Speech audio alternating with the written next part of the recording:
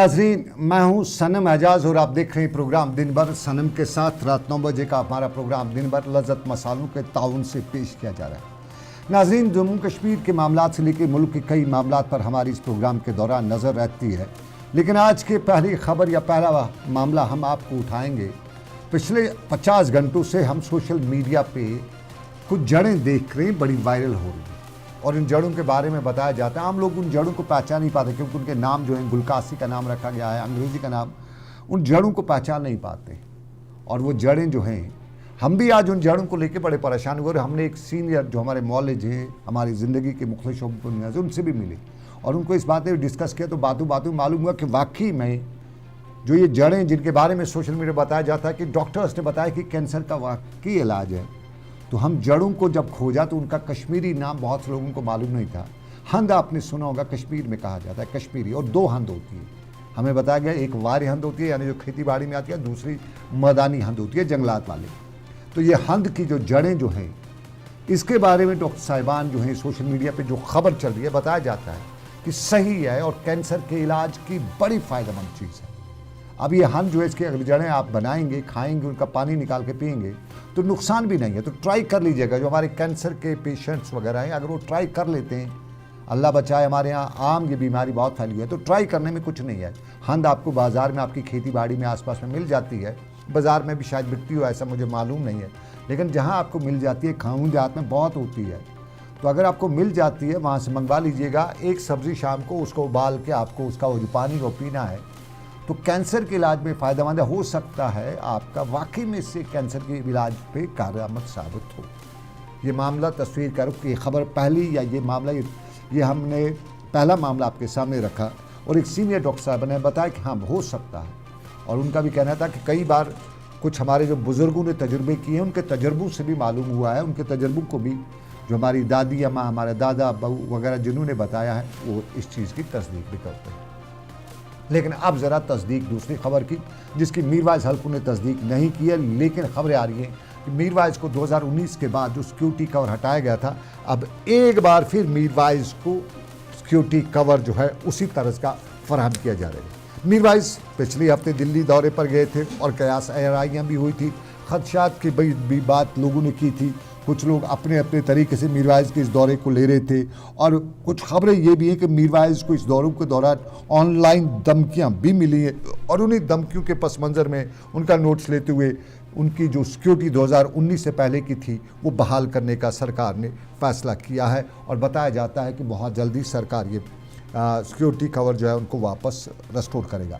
लगभग 15 दिनों से मीरवाइज़ दिल्ली में है और दिल्ली में उन्होंने जो वक्फ तरमीमी बिल है उस पर भी जेपीसी के चेयरमैन के साथ मुलाकात की थी। असदुद्दीन वैसी जो रुकन पार्लियामेंट है और हिंदुस्तान में मुसलमानों की आवाज़ बने हुए हैं, उनसे भी बात की थी।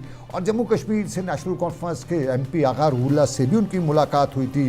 जमीयत उलमाए हिंद के सरबराह मौलाना महमूद मदनी से भी उनकी मुलाकात हुई थी। दिल्ली के शाही इमाम के साथ भी बात हुई थी। तबलीगी जमात के अमीर मौलाना सादुद्दीन कांदलवी के साथ भी उनकी मुलाकात हुई थी। फतेहपुरी मस्जिद के मुफ्ती मुकर्रम के साथ भी उनकी मुलाकात हुई थी। और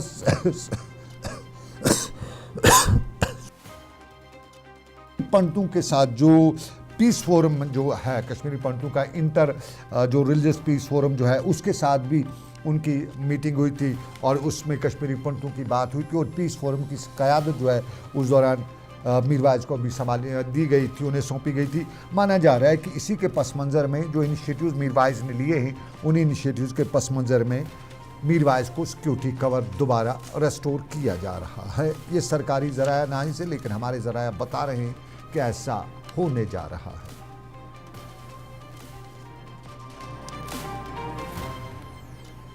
जम्मू कश्मीर की सियासी कम सब मजहबी बड़ी शख्सियत मीरवाइज़ मौलवी उमर फारूक दिल्ली के दौरे के पस मंज़र में। लेकिन दिल्ली की जब बात है तो दिल्ली के तिहाड़ जेल में जम्मू कश्मीर के MP इंजीनियर रशीद बंद हैं और जम्मू कश्मीर के इंजीनियर रशीद पिछले 8 रोज़ों से जब से असम्बली पार्लियामेंट का इजलास शुरू हुआ है उनने भूख हड़ताल की थी और भूख हड़ताल की वजह उन्होंने बताया था कि उन्हें इस पार्लियामेंट इजलास में शिरकत की इजाज़त देनी चाहिए क्योंकि वो MP हैं और उनका जो इलाका है नॉर्थ कश्मीर का इलाका है वो रिप्रेजेंट नहीं हो पा रहा है। और इसी बीच में आज खबरें हैं कि इसी भूख हड़ताल के बीच में आज उनकी तबीयत अचानक बिगड़ गई और फिर उन्हें बाद में तिबी इमदाद के लिए दिल्ली के राम मनोहर लोहिया अस्पताल मुंतकिल किया गया। अवामी इत्तेहाद पार्टी जो उनकी इंजीनियर रशीद की पार्टी है उन्होंने इस हवाले से तशवीश का इज़हार करते हुए बताया है कि इंजीनियर रशीद की सेहत की सूरत इंतहाई तशवीशनाक है और मुसलसल कैद में रहने से उनकी सेहत की सूरत जो है वो बिगड़ गई है और इस हवाले से उन्होंने सरकार से मामले को देखने की बात की है। आपको बताते चलें दिल्ली हाई कोर्ट में इधर इंजीनियर रशीद की तरफ से पार्लियामेंट के इजलास में शिरकत के लिए हिरासती पैरोल की दरख्वास्त पर दिल्ली हाई कोर्ट ने फैसला भी महफूज किया है और जस्टिस विकास महाजन ने आज इंजीनियर रशीद के वकील और NIA के दलाइल सुनने के बाद फैसला महफूज किया। इससे पहले इंजीनियर रशीद की ज़मानती अर्जी की NIA की तरफ से मुखालफत भी की गई थी और जिस पर इंजीनियर रशीद के वकील ने बताया था कि बारामूला पार्लिमानी हल्के की पार्लियामेंट में नुमाइंदगी नहीं की जा रही है और इंजीनियर रशीद को इसमें शमूलियत की इजाज़त दी जाए ताकि वो अपने इलाके की नुमाइंदगी कर सकें। और वकील ने अपने दलाल पेश करते कहा कि आवाम की आवाज़ को दबाया नहीं जा सकता है। इंजीनियर रशीद उनकी सेहत के हवाले से अच्छी खबर नहीं है, बताया जाता है कि तबीयत उनकी बिगड़ गई है।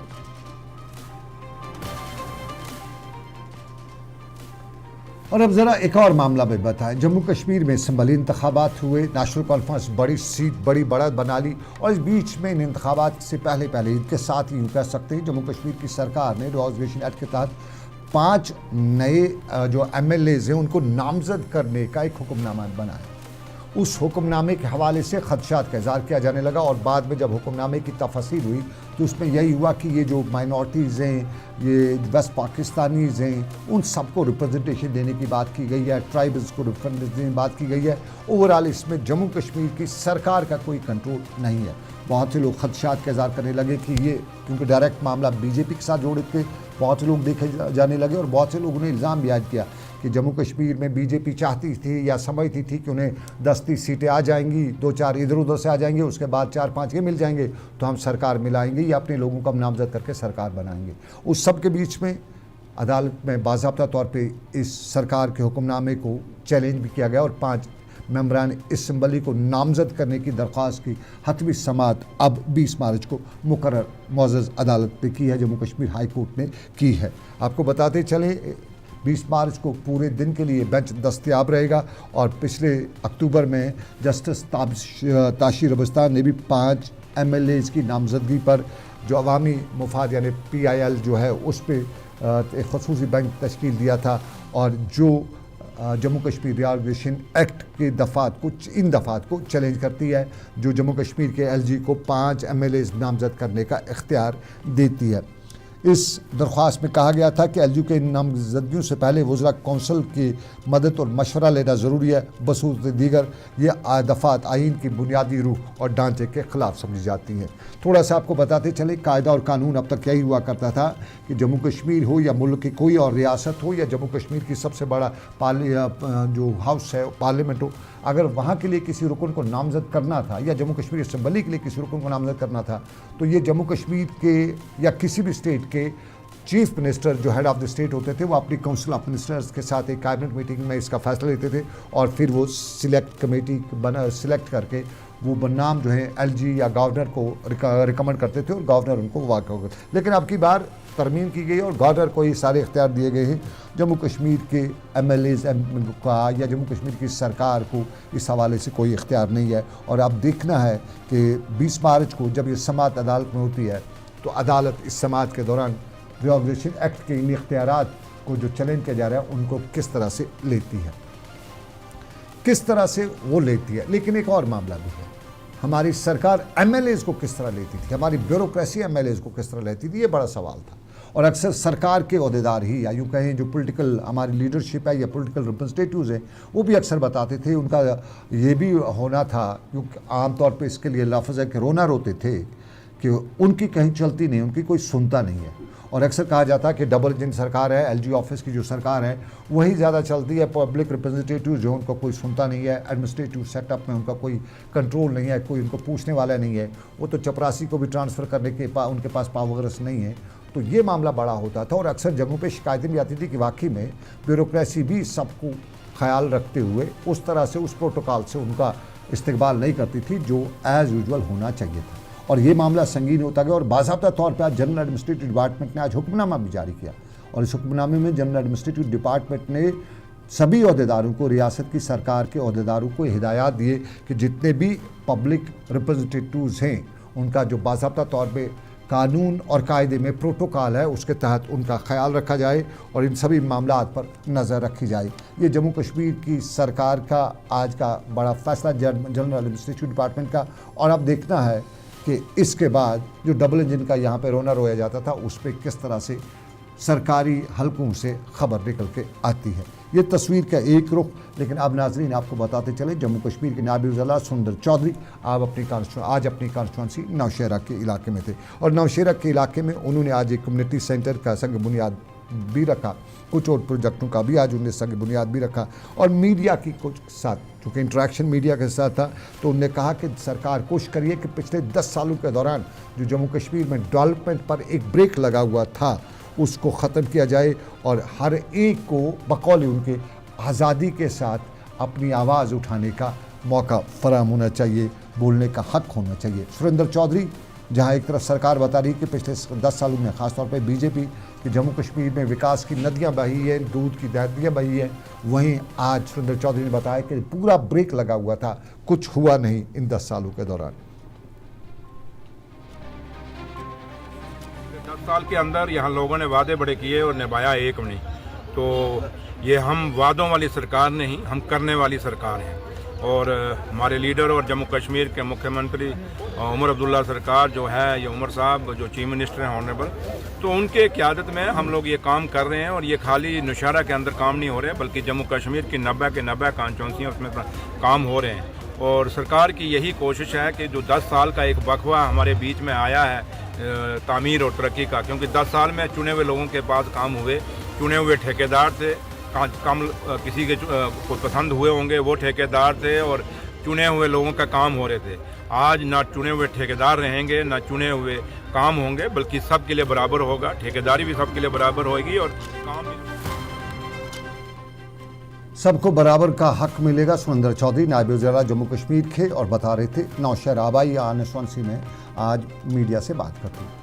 तो सबकी बात जब आती है तो सबका ख्याल पिछले 10 सालों के दौरान खूब रखा गया था। उन सब का जो खासुल खास थे, इन सब के दौरान ऐसे लोग भी जम्मू कश्मीर के उन रेजिडेंशियल ब्लॉक्स में रहे, सरकारी क्वार्टर्स में रहे जिनकी अपनी कोई हैसियत भी नहीं थी। ये आमतौर पर इल्ज़ाम लगाया जा रहा है। और इस सब के बीच में इन 10 सालों के दौरान क्वार्टर्स के नाम पर बड़ी सियासत भी हुई और पिछले 10 दिनों से हमारे पास खबरें हैं कि बाज़ाब्ता तौर पर जम्मू कश्मीर के स्टेट्स डिपार्टमेंट इस सारे की छानबीन भी करा है या यूँ करे काट छांट भी करा है। और इस काट छांट में एमएलए को एमएलए का क्वार्टर, मिनिस्टर को मिनिस्टर का क्वार्टर, ब्यूरोक्रेट को ब्यूरोक्रेट की बिल्डिंग या कोठी दी जाने के हवाले से बातें की जा रही हैं। इस दौरान बताया जाता है कि पिछले 10 सालों के दौरान बहुत से ऐसे लोग भी सरकारी क्वार्टर्स के सरकारी कोठियों पर पराजमान हुए थे जिनकी सियासी हैसियत भी नहीं थी, लेकिन वो कहीं न कहीं एक प्रोपगंडा या एक मशीनरी के साथ जुड़े हुए थे, तो ख्याल उनका खास रखा गया। और अब बताया जाता है कि स्टेट डिपार्टमेंट और ख़ासतौर पर नेशनल वज़ीर आला उमर अब्दुल्ला इस सब पे पूरी तरह से नज़र रखे हुए हैं और उन सब को खाली करने के अहकाम जारी किए गए हैं जो अपने प्रोटोकॉल से की हद से बाहर चले गए हैं और कोठियाँ वगैरह हैं। और सबके बीच में बताया जाता है कि सजाद गनी लोन जो चर्च लेन में एक कोठी में ज़ेर रिहाइश थे, उन्हें भी जो म्यूनिसिपल बंगला है वो खाली करने की नोटिस आ चुका है। बताते चले सजाद गनी लोन को हवाले से सरकारी हल्के बता रहे हैं कि वो एमएलए हैं और उन्हें एमएलए का जो अपार्टमेंट है वो अलॉट किया गया है, जबकि इसके बजाय 19 श्रीनगर के सोनवार के चर्च लेन में एक वजारती बंगले पर कब्जा कर रखा है और पिछले 10 सालों से वो इसमें क़याम पजीर है। क्योंकि सजाद गनी लोन इंटाइटल्ड थे, वो वज़ीर थे पिछली सरकार में और वो इसलिए रह रहे थे और आपकी बार बताया जाता है कि सजाद गनी लोन ने वो बंगला खाली नहीं किया था। इस दौरान सजाद गनी लोन के साथ साथ कई और बीजेपी के टॉप लीडरान को भी बंगले खाली कराने के हवाले से खबरें आ रही हैं कि उन्हें भी सरकारी बंगले जो हैं वो खाली कराए जाने के हवाले से बताया जाता है। और अब तक जो टॉप लीडरशिप है उनमें 30 के करीब ऐसे लोगों को ये बंगले खाली करने के नोटिस आ चुके हैं, जिनमें सीनियर ब्यूरोक्रेट भी हैं, दरमियानी दर्जे के KS और IPS अफसर भी हैं, और इसके साथ साथ कुछ सियासतदान भी हैं और कुछ ऐसे लोग भी हैं जो सियासतदान भी नहीं, कुछ ब्यूरोक्रेट भी नहीं, लेकिन हुटमट शाह बनते हुए यहाँ के इस मामले में आगे बढ़े हुए थे और न कुछ होते हुए भी रिहायशी बने हुए थे।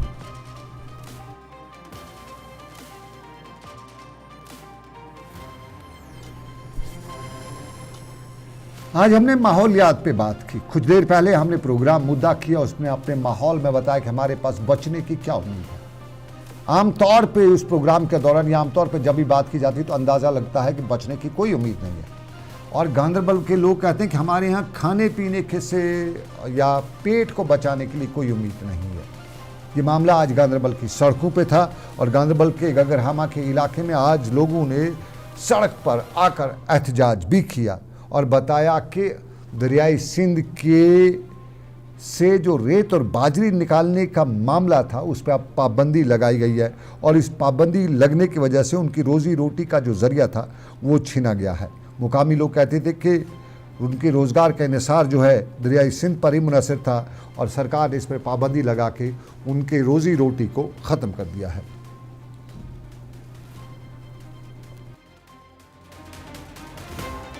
प्रॉब्लम कि ब्रोह षोट शाम ठारा नबर नेरनस कि ये ऑलरेडी हून वारिया षोटस कि दुम अगर बत खेमो मुश्क बना बिहुन तस। आपने साउंड बाइट सुने, ये दरियाओं के हाल अहवाल के हवाले से था और ये हमने आज कुछ इलाकों की सूरत हाल लाई थी। हमारे चूँकि दरियाई जहलम सूख चुका है, वहाँ पानी की लेवल बहुत नीचे है, हमारे यहाँ कूड़ा कचरा है, हमारे यहाँ सारी मुसीबतें और ये हमारे माहौलियात के लिए बहुत ही ख़राब है। तो इस हवाले से साउंड बाइट था जिसमें आपने गांधरबल की जो तस्वीर है वो सही तौर पे नहीं दिखा सके, लेकिन जम्मू की हम आपको तस्वीर दिखा रहे हैं जहाँ आज मुजाहरा था और ये पुलिस के साथ वाबस्ता जो पेंशनर्स हैं उनने आज मुजाहरा किया था। मुजाहरे में मांग करते हुए इन लोगों ने बताया कि सरकार उनकी मांगों को पूरा नहीं कर रही है और रिटायर्ड पुलिस एहलकारों की जो तनख्वाहें या उनकी पेंशन है उसमें इजाफा नहीं किया जा रहा है और उन्हें जो मुराद हैं उनसे महरूम भी रखा गया है। और 2019 के बाद रिटायर होने वाले एहलकारों को ECH कार्ड की सहूलियत दी जा रही है, लेकिन पुराने रिटायर्ड एहलकारों के से महरूम रखा गया है। ये जम्मू में पेंशनर्स जो ज़िंदगी के आखिरी इनिंग खेल रहे होते हैं उनका मुजाहरा था। हमारा जो ऑर्डर नंबर 229 के तहत पूरी स्टेट एम्प्लॉय को उसका बेनिफिट दिया गया, जब से हमें पुलिस के 2 रैंक ASI और हेड कांस्टेबल को डिनाई किया गया, तो उसके बाद 6 पे कमीशन में भी एज इट इज़ 7th में भी हम लोग रिटायर हो गए, उसका भी बेनिफिट नहीं मिला। तो हम आपके माध्यम से ये बार ये प्रोटेस्ट और धरना करते हैं कि भाई ये गवर्नमेंट की आंखें खुलें और हमारे साथ इंसाफ किया जाए। उसके बाद ये जो अभी रिसेंटली 2019 के बाद जितने भी हमारे पुलिस के रिटायर हुए हैं उनके ECH कार्ड बन रहे हैं, तो हमारी बहुत देराना अरसा से ये मांग थी कि हमारे भी ECH कार्ड बनने चाहिए और उसकी फैसिलिटी हमें भी दी जानी चाहिए। लिहाजा ये आज तक इन्होंने हमारे साथ इंसाफ नहीं किया, तो हम ये चाहते हैं कि वो फैसिलिटी मिले। तो दूसरी बात ये है कि DA की किस्त जो अभी जुलाई की वो हमें नहीं मिली है।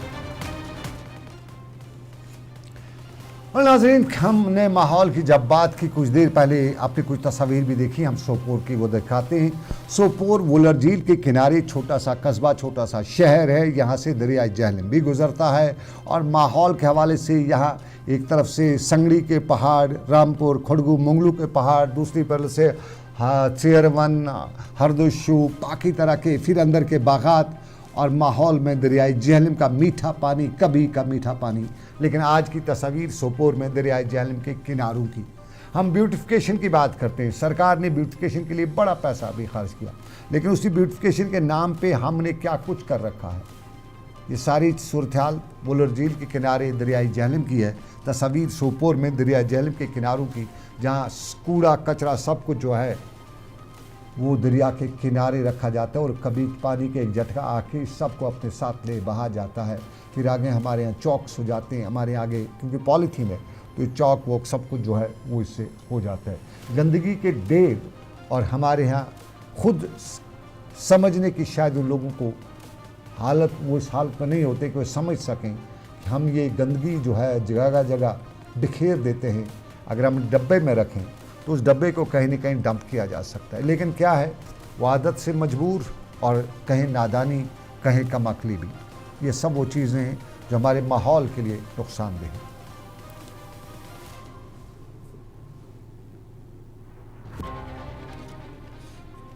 चलिए नाज़रीन, आप देख रहे थे दिन भर सनम के साथ। रात के 9 बजे हमारा प्रोग्राम दिन भर आप तक पहुंचाने में हमारे साथ ताउन करते हैं लज़्ज़त मसाले। आज के प्रोग्राम दिन भर में बस इतना ही। इस उम्मीद के साथ आपसे लेंगे इजाज़त कि रब्बे कायनात की मर्ज़ी, फिर करेंगे आपसे मुलाकात। रखिएगा अपना ख्याल। अल्लाह आपका मेरा सबका निगहबान हो। अल्लाह हाफिज़, शब खैर, फ़ी अमानिल्लाह।